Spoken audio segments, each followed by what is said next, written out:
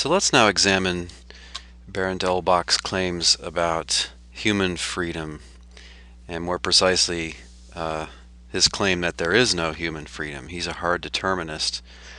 And keep in mind that these are claims. He's expressing his hard determinism. He's not here really arguing for his hard determinism. So first, he would make the point that humans are subject to the same unchangeable laws of nature that every other physical thing is. So he's presupposing materialism or physicalism about human beings, which is what a naturalist has to do. And he's supposing that the laws of nature are, in principle, unchangeable. Well, anyway, we can't change the laws of nature, right? Secondly, he says that your life is like a line. It's not like going down a series of forking paths. Your life history will be what it will be. It is going to play out exactly one way. You shouldn't imagine that your life could turn out in umpteen different ways. It couldn't.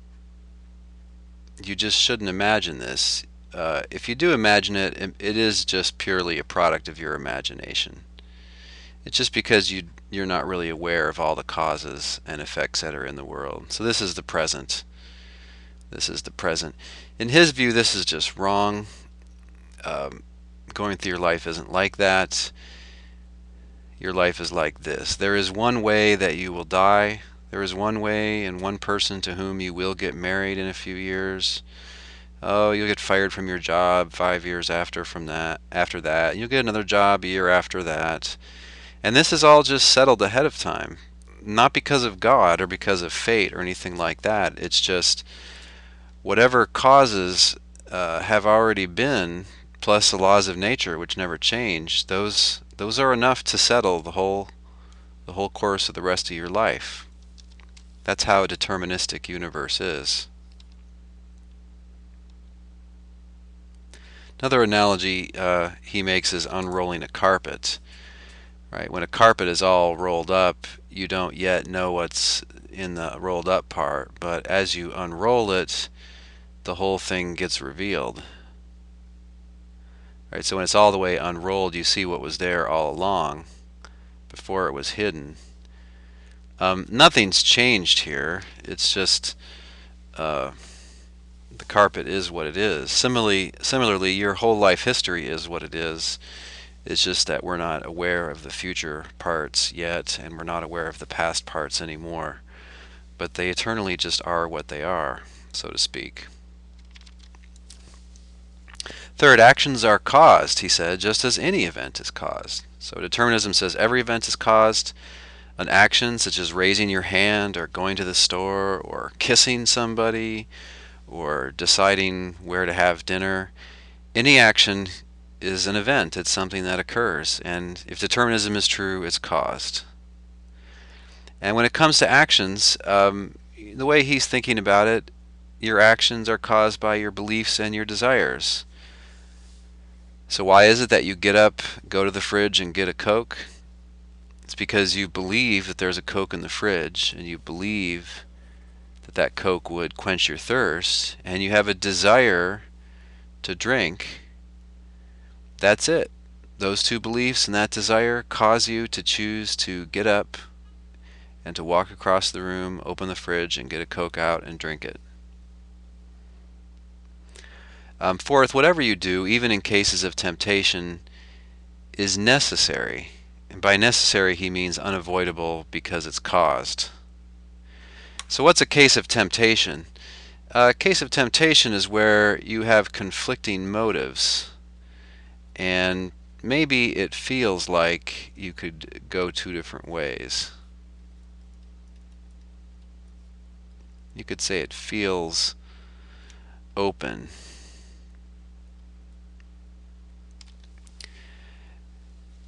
Maybe you have a history of shoplifting, and you're in a store and the store owner's not very attentive, and there's something there that you want. And it seems that you could just pocket it and just easily walk out. So you have a motivation to shoplift that item. On the other hand, you feel bad about shoplifting. You know that it's wrong. And also, you don't want to get caught. You don't want to add to your criminal record. So you're being pushed in two different directions. You have motives to take it and motives to just walk away and not take it. And you might think that, wow, in that circumstance, I'm free. So if I take it, that's my fault. I'm to blame. If I don't take it, that's praiseworthy. That good for me. I deserve some kind of credit for that.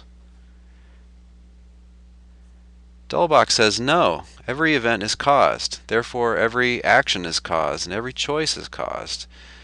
So if you steal that watch or that cell phone or that iPod, if you steal that item, that's because there were causes in place to make that happen. And if you walk away and don't steal it, that's because there were causes in place in your makeup, in your brain, and in the environment around you.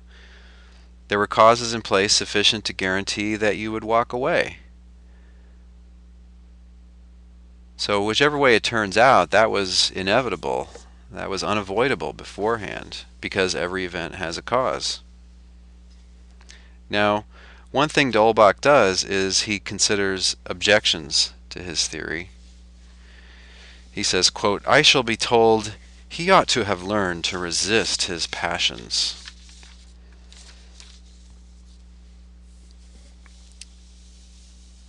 So suppose you shoplift the item. You steal the iPod from the store. Somebody catches you and they say, "Why'd you do that?" You say, "'Cause I wanted to, and I thought I could get away with it." If Dolbach is right, you were caused to steal it. And if someone says, "Yeah, but you ought to resist your passions," Dolbach says, "Yeah, but I have no control over whether or not I have the habit of resisting my passions, or resisting temptation, or refraining from acting on my desires." So if you say you should resist giving in to your desires, his reply is, "Look, but determinism is true. Every event is caused. And consequently, it's not up to me whether I'm the kind of person that can resist their desires or not. I'm not the author of myself." Another objection he anticipates is that we obviously have two-way powers. For instance, look, I can move my hand or I can keep it still. I can choose which of the two I will do. Dolbach says, yes, we do choose, but we don't make free choices. Every event is caused.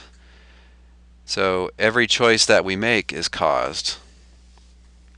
Whether you move your hand or whether you keep it still, there was some cause for that, because every event has a cause. Now, it might seem to you like you had a two-way power to either move it right now or not, but that's just because you don't notice the intricate web of causes that are going on inside you. And de Holbach makes a very striking example. He gives a very striking example here.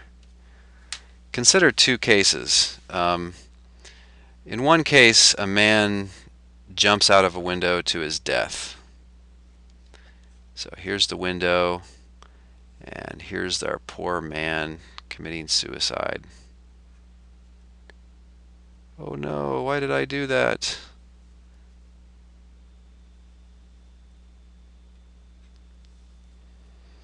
So he jumped out, and scenario number 2, the man is pushed out. So here's some guy who has just tossed this other guy out of the window. Yeah. Now you might think, Dolbach says, that this person is not free in going out the window, and this person is free. This person freely dies, and this person doesn't freely die. Or this person freely goes out the window, and that person doesn't. But this just isn't right, according to de Holbach. Neither one is free, he would say. And the only difference between them is that the most immediate cause of this event of going out the window is internal to the man, and here it's external.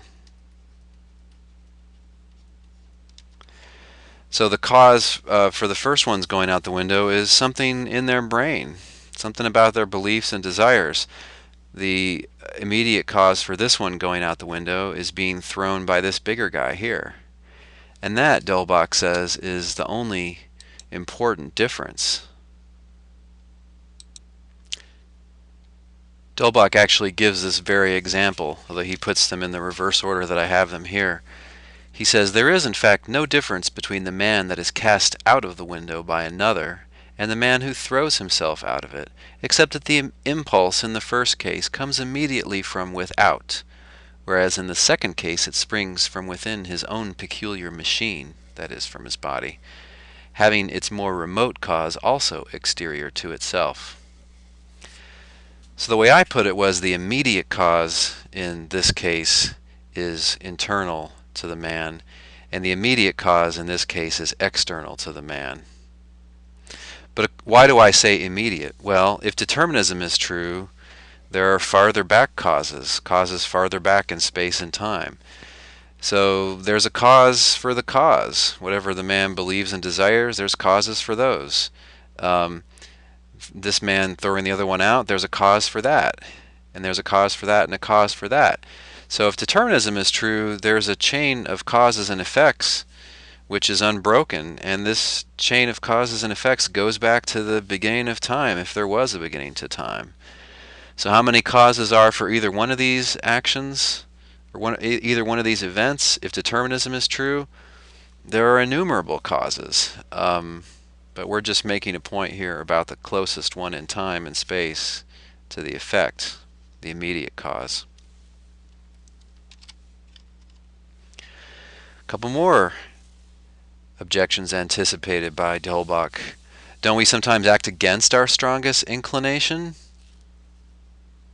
Maybe you resisted temptation and you felt very proud of yourself. You say, well, my strongest desire was to steal, but I resisted that temptation and I did the right thing. His reply is that whenever this appears to be so, your action has really been caused by some other motive, maybe that you didn't notice. So he just stands firm here. No, we don't ever act against our strongest inclination. If you say, but look, I experience the freedom of my actions, they feel free, what would he say to that? His reply to that is that those experiences of freedom are a chimera. A chimera is a mythical creature with a lion's head and a goat's body. This one has a goat's head too, and the tail of a snake. What he's saying is that these free choices that you're claiming that you directly experiences are an illusion or a fantasy. And if we were really aware of all the causes going on inside of us, then we wouldn't think that we're free. We would realize that every event is caused. Now, one thing you should ask yourself is this true, that every single time I act on a motive, is it true that that motive causes my action? Whenever you have a motive for doing something and then you act on that motive, is it the case that that motive is forcing your choice? I would say no, but this topic will come up again.